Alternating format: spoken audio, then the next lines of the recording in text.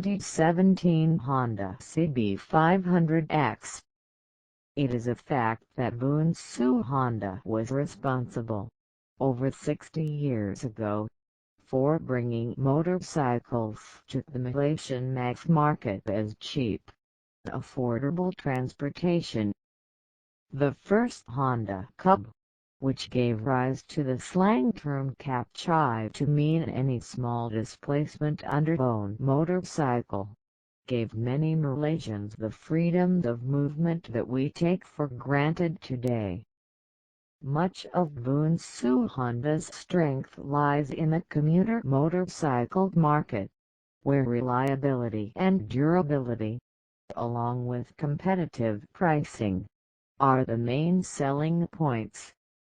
But there are those who have remarked that while Honda does produce some awesome motorcycles, its local representative seems to have lost the plot when it comes to the big bike market.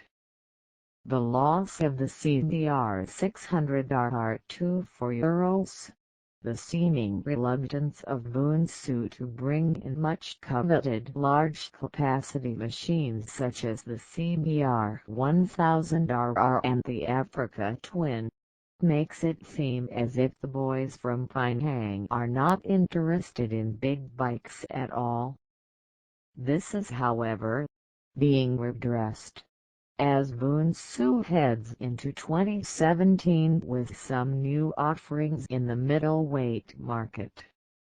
In August last year, Boon Siew Honda announced the arrival of the CB series bikes, the CB500F, CBR500R and CB500X.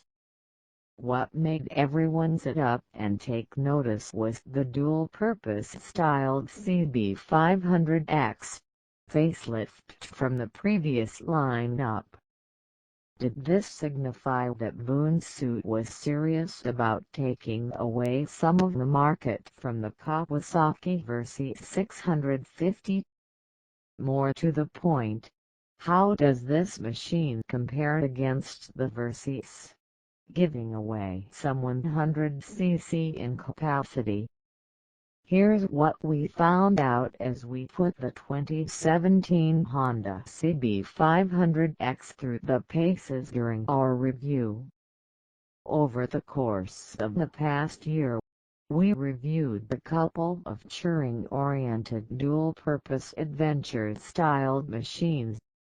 One made it to the top of our best 5 list, the 2016 Ducati Mutlistrada 1200. There is much to like about tall, long-travel suspension bikes, and when the Honda CB500X was handed over to us for a week, we were quite excited. Coming with a 471cc liquid-cooled parallel twin, federal by PGM-FI, the CB500X pretty much fits the definition of a middleweight motorcycle. This is something Honda has been good at, going back to the days of the CB450 in the 60s, as a go-anywhere, do-anything kind of bike. Getting on the CB500X, with its 810mm seat height, puts the rider in an upright position, the wide handlebars coming easily to hand.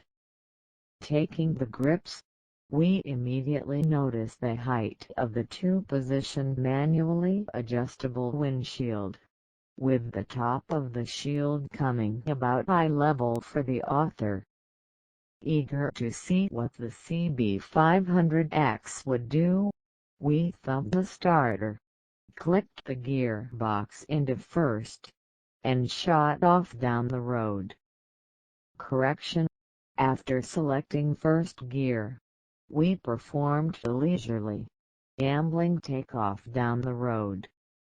while the twin in the CB500X produces 47 HP at 8,500 RPM and 43 Nm of torque at 7,000 RPM. Power delivery was, how shall we say it, soft. Soft like an old blanket. Soft like your first girlfriend. Acceleration through the gears was sufficient to cut through traffic easily, albeit at a slightly leisurely pace. Again, not a bad thing, and Fast and Furious rampant typewriters should look elsewhere for high-speed thrills. May we suggest the MV Agusta Stradale 800, if you feel like riding on the edge. The Honda CB500X's 6-speed gearbox was nice and smooth, although there were 1 or 2 instances when we clicked into a false neutral.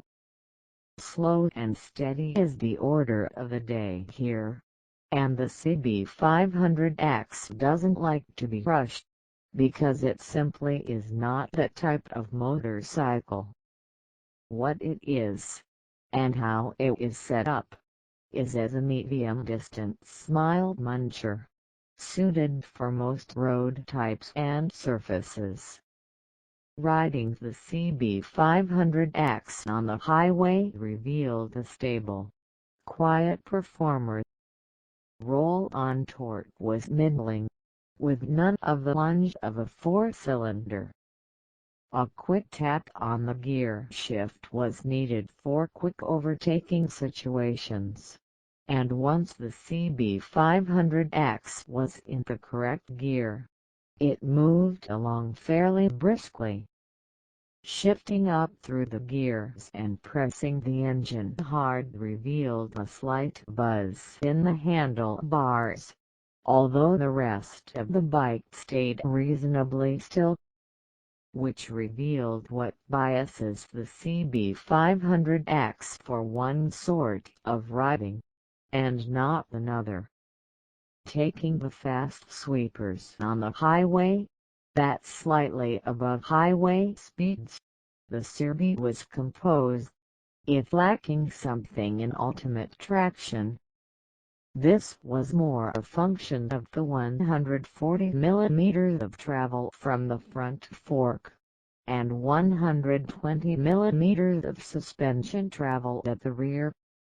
The standard shock, on the standard settings, were almost pillow soft, and proved to be great at covering long miles at highway speed. When the rider starts pushing things though, the CB500X exhibited a constant wallow in the corners, indicating that the rebound and compression damping needed adjustment, where there is none.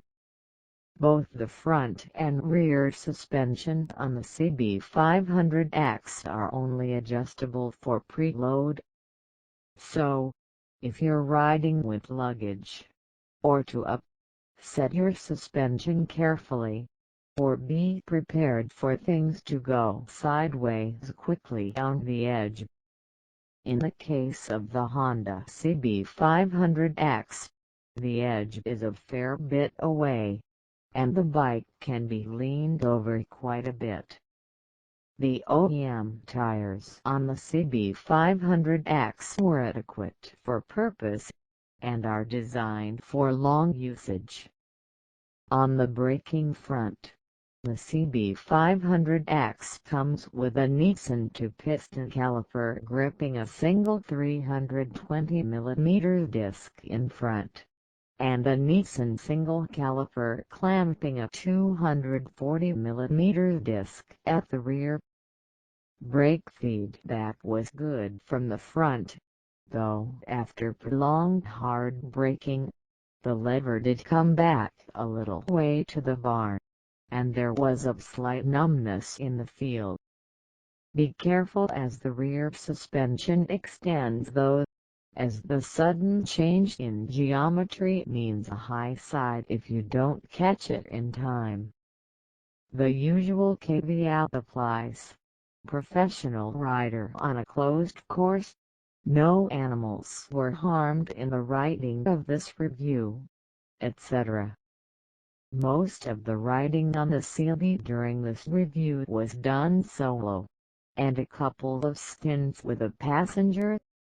Since it was written in standard form, we had no opportunity to load the CB500X up with luggage to see what effect, if any, it would have on high-speed handling. One thing we did like on the Honda CB500X was the fuel consumption, returning a fairly constant average of 5.2 liters per 100 kilometers from the 17-liter fuel tank, increasing to 7.1 on a single highway run where we searched for the CB's top speed. We only used RON 97, and your mileage may vary, as per usual. As for the top speed, enough for highway runs, with a pillion on board. The nearest competition to the Honda CB500X is the Kawasaki Versys 650, which is also the parallel twin, with 649 cc but does weigh 214 kilograms to the CB's 196 kilograms, going for approximately $38,000. The buyer has to weigh the fact the Versys does not come with ABS, despite the larger engine capacity.